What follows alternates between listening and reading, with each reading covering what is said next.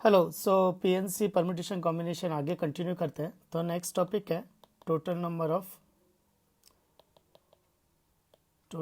Of combinations. Total number of combinations. तो इसका क्या मतलब है? मतलब कोई एन डिफरेंट चीज़ें दे रखी हैं तो कितने तरीके से ले सकते हैं। तो इन हाउ मेनी वेज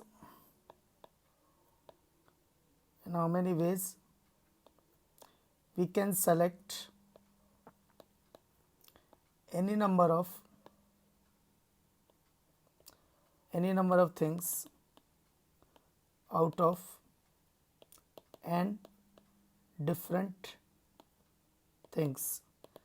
तो n चीज़ें दे रखी है तो हम कितने तरीके से ले सकते हैं। मतलब a1 a2 से लेके an ये चीज़ें दे रखी हैं तो कितने तरीके से ले सकते हैं। तो फॉर एग्जांपल मैंने एक भी चीज़ नहीं ली तो कितने तरीके से लेंगे। NC0 theorem 3। मैंने एक चीज़ ली NC1। मैंने दो चीज़ें ली NC2। तो ऐसे करते करते मैंने सारी चीज़ें ले ली NCN। इतने तरीके से ले सकते हैं। तो इसकी वैल्यू कितनी आएगी? तो ये होगा बाइनोमियल थ्योरम से। बाइनोमियल थ्योरम क्या कहती है कि 1 + x⁻n का जो एक्सपेंशन होता है वो NC0 + NC1x NC2x² से लेके NCN x⁻n होता है। इसमें x को 1 पुट कर दो तो 2⁻n = NC0 + NC1 NC2 ... NCN आ जाएगा। तो ये वैल्यू कितनी आ जाएगी? 2⁻n। तो आंसर आएगा कि n चीज़ों में कितने तरीके से ले सकते हैं? 2⁻n तरीके से ले सकते हैं। तो जैसे एक एग्जांपल के तरीके पे बताता हूँ। मान लो तीन चीज़ें हैं A1 A2 A3। तो सपोज़ मैंने कुछ भी नहीं लिया, वो भी एक तरीका है। मैंने कुछ भी नहीं लिया, वो भी एक तरीका है। मान लो मैंने एक ही चीज़ ली A1, कभी A2 लिया, कभी A3 लिया, कभी मैंने दो चीज़ें ली A1 A2 A1 A3 A2 A3, और कभी मैंने तीनों ही चीज़ें ले ली तो A1 A2 A3। तो देखो ना, ये काउंट हो रहा है 3C0, ये काउंट होगा 3C1, ये काउंट होगा 3C2, ये काउंट होगा 3C3। तो टोटल आंसर कितना आएगा?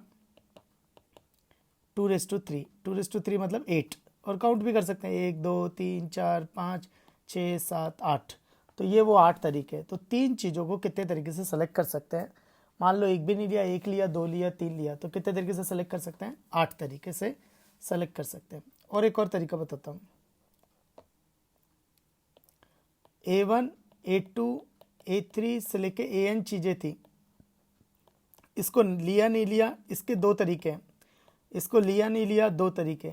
इसको लिया नहीं लिया, दो तरीके। इसको लिया नहीं लिया, दो तरीके। From fundamental principle of counting 2 × 2 × 2 तो विच इज़ 2⁻n। तो यहाँ से भी पता चलता है। अब ये लिया नहीं लिया का क्या मतलब है? सपोज़ मैंने A1 को लिया और इनको लिया ही नहीं, तो केस क्या बन गया? A1। सपोज़ मैंने A1 को नहीं लिया, एक A2 को लिया पर बाकी किसी को लिया ही नहीं, तो वो A2 हो गया। फिर मैंने मान लो A1 लिया, A2 लिया, पर मैंने बाकी किसी को नहीं लिया, तो वो हो गई दो चीज़ें। तो इसमें ये सारे काउंट हो रहे हैं। तो दिस इज़ द 2⁻n। तो जैसे A1 A2 A3 तीन चीज़ें थी, तो इसको लिया नहीं लिया, दो तरीके। लिया नहीं लिया, दो तरीके। लिया नहीं लिया, दो तरीके। From fundamental principle of counting 2⁻3 answer is 8। तो अब इस चीज़ को एक एग्जाम्पल से समझते हैं। तो एग्जाम्पल में क्या हो रहा है? तीन डिफरेंट फिजिक्स बुक हैं। तीन डिफरेंट फिजिक्स बुक का क्या मतलब है? मान लो P1 P2 P3। चार केमिस्ट्री की डिफरेंट बुक है, यानी C1 C2 C3 C4। और पांच मैथ्स की बुक है, यानी M1 M2 M3 M4 M5। ये पांच मैथ्स की बुक है। तो अब क्वेश्चन को सॉल्व करने, तीन बिट हैं, तीन अलग अलग हैं। तो कम से कम एक बुक सेलेक्ट हो 12 में से। तो देखो फिजिक्स की बुक कितने तरीके से आ सकती है? 2⁻3। ये अभी अपन ने देखा। नहीं तो एक बार करके बता देता, तीन फिजिक्स की बुक कैसे कैसे ले सकते हैं। मान लो एक भी बुक नहीं ली, या एक ही बुक ली, या दो बुक लिए 1 2 2 3 और 3 1, या फिर तीनों बुक लिए 1 2 3। तो ये हो गया 1 2 3 4 5 6 7 8। तो ये हो गया 2⁻3। तो इसके अंदर वो केस भी काउंट हो रहा है जब मैंने फिजिक्स की एक भी बुक नहीं ली। तो केमिस्ट्री कितना हो जाएगा? 2⁻4। और मैथ्स कितना हो जाएगा? 2⁻5। तो जब मैंने तीन फिजिक्स की, चार केमिस्ट्री की, मैथ्स की बुक कितने तरीके से ले सकता हूँ? 2⁻3 × 2⁻4 × 2⁻5। मल्टीप्लाई क्यों कर रहा हूँ? Fundamental principle of counting. लेकिन ये 2⁻3 में वो भी काउंट हो रहा है जब मैंने फिजिक्स नहीं लिया। इसके अंदर वो काउंट हो रहा है जब मैंने केमिस्ट्री नहीं ली, और जब इसके अंदर वो भी काउंट हो रही है जब एक मैथ्स नहीं ली।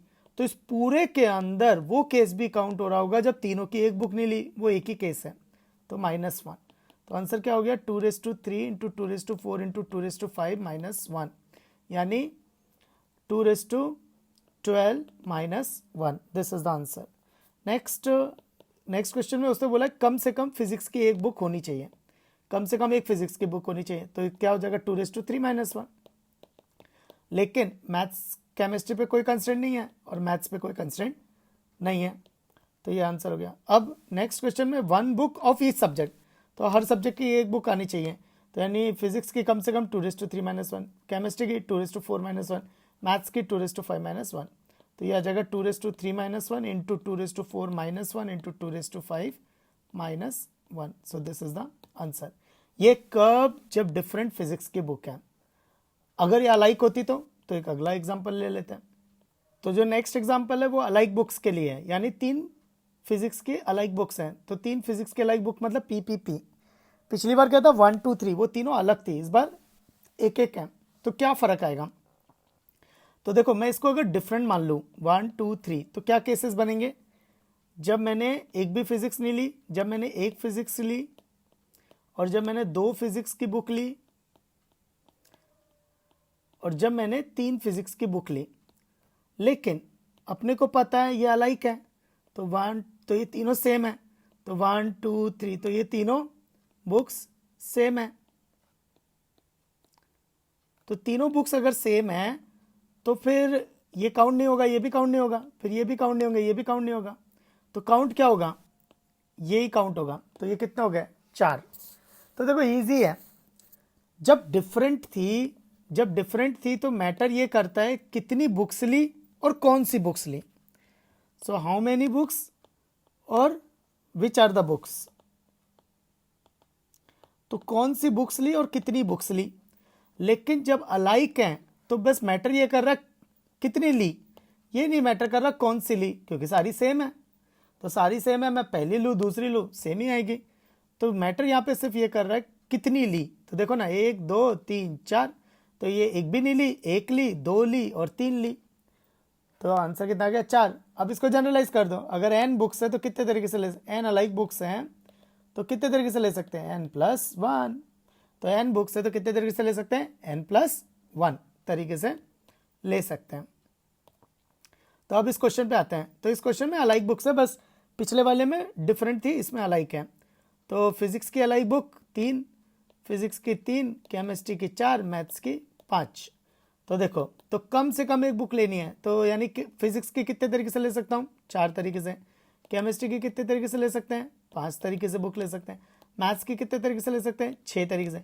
पर इसके अंदर वो केस भी काउंट हो जाएगा जब तीनों में से एक भी बुक नहीं ली, तो -1। नेक्स्ट है कम से कम एक फिजिक्स की आनी चाहिए, तो देखो फिजिक्स की ले कितने सकते हैं 4 तरीके से, पर वो बोल रहा है कम से कम एक आनी चाहिए, तो फिर -1 करना पड़ेगा, 4 - 1 तो 3। लेकिन केमिस्ट्री पे कोई कंस्ट्रेंट नहीं है 5, मैथ्स पे कोई कंस्ट्रेंट नहीं है 6।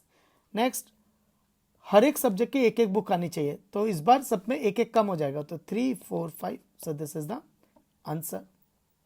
तो यहाँ पर एक थ्योरम बन गई, तो थ्योरम क्या है कि number of ways of selecting, ये अलाइक ऑब्जेक्ट के लिए, selecting at least 1 out of P plus Q plus R things where P are alike, Q are others alike and R are others alike। तो ये वही पिछला क्वेश्चन, तो ये ऐसा हो गया 3 फिजिक्स की बुक, 4 केमिस्ट्री की बुक और 5 मैथ्स की बुक।